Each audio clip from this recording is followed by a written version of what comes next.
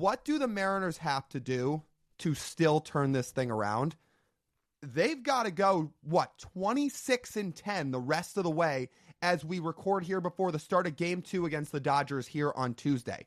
26-10, that gets you to 90 wins. If you want to guarantee a playoff spot for your own club, you've got to get to 90 wins, especially in this season.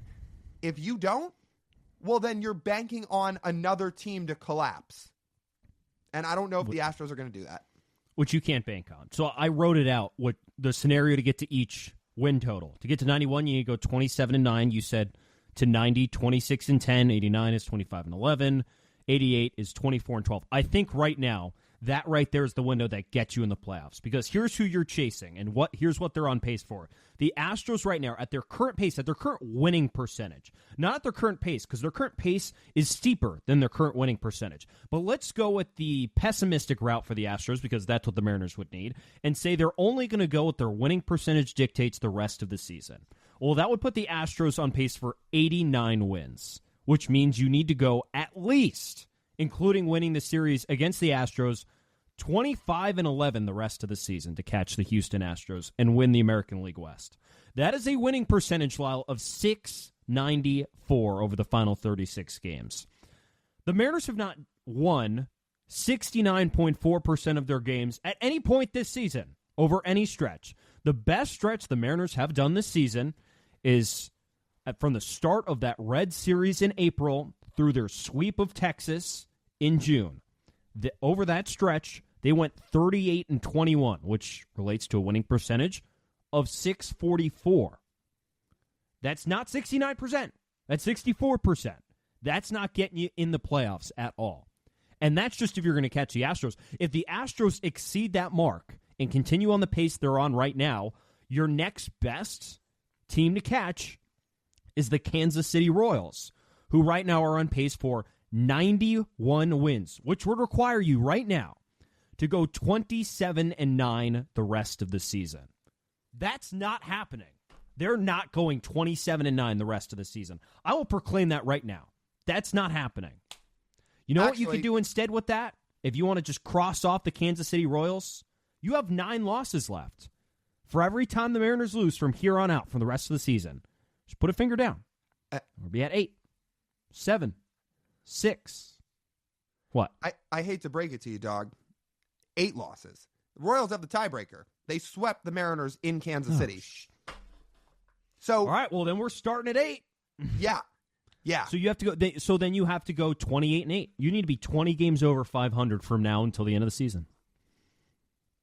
And if not, if you want to look at another route that's possible, and maybe this is more the route for the optimists and how you can keep your hopes up, the only other way this thing works is if you are within 3 games of the Astros, and it can be 3 games.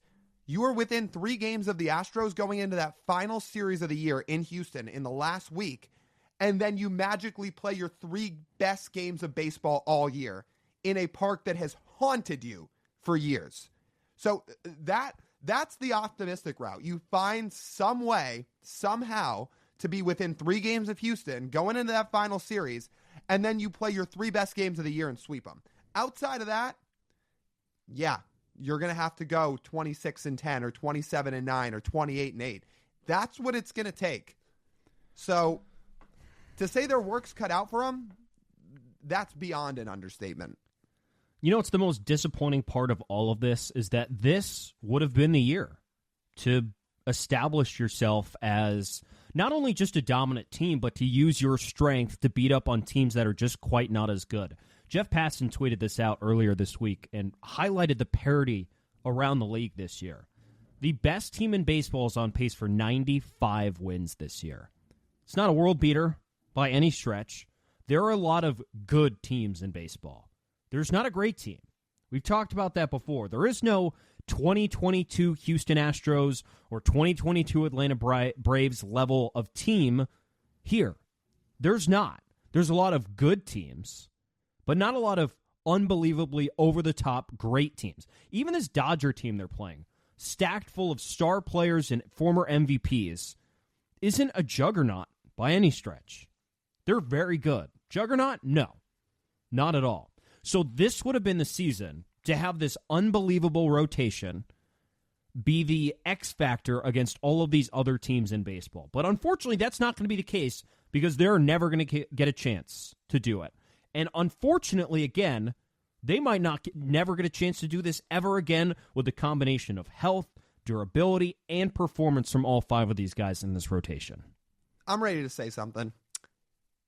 Not only do I miss last year's offense, I want that entire offense back. I want the entire 2023 offense back, everybody.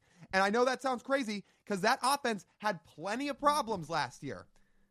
By WRC+, that was the 6th best offense in baseball. 6th! Top 6 in the league. Upper third of actually higher than that. Top 3, 4 in the American League. 6th in all of baseball. Bring Teo back, bring Gino back, bring Kelnick back, bring Mike Ford back, Caballero. Bring them all back. Sam Haggerty. So we just rip off the Mark from Maple Valley call. Well, Haggerty, Caballero, Dylan Mike Moore, Ford. Mike Ford. Yeah, but Sam Haggerty's our guy. I want him He is our guy, but he was getting ripped in that. And you and I know, love Sam. He's not an offensive juggernaut. Well, no. No. Your statement's right. However, I want that whole offense back. Yeah. Because let's do some revisions. We're going to go back and we're just going to not do anything all off season. Everyone stays. You have to give Teo the QO. That's fine. Make the roster stay the exact same. Because Gino in the last 6 weeks has got like a 970 OPS. He got off to that awful start and he's turned it around recently. I'll tell you that, man. That offense right now with this rotation probably gets it done. I know it had problems last year. No, it does get it. Best team in baseball. It does get it done.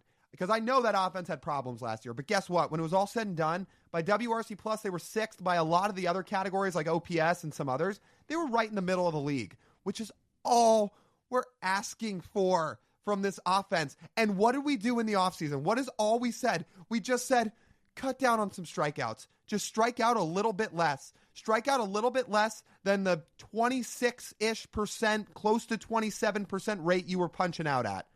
Actually, it was 26. Just strike out a little less. And they brought in a bunch of guys to strike out less, only to be on pace to set a record for Major League Baseball for strikeouts in a season, while also now being in the bottom third of the league in WRC+ in most offensive categories. I'm going to read you those stats now. Let's do it. We're going to end this on a high note of stuff we found today that truly highlights how bad this offense is. So I can't believe I hadn't clicked onto the Baseball Reference splits by position for this Mariners offense this season. It is a doozy. Now, I'll say I did not find this first. Someone else tweeted it out first, but I'm going to talk about it here because I think this is it's hilarious to look at. Wow, let's go OPS by position this year for the Seattle Mariners. And as I will note that, it is not the player who has played the most at that position. It is all the at-bats taken at that position this year in the lineup card.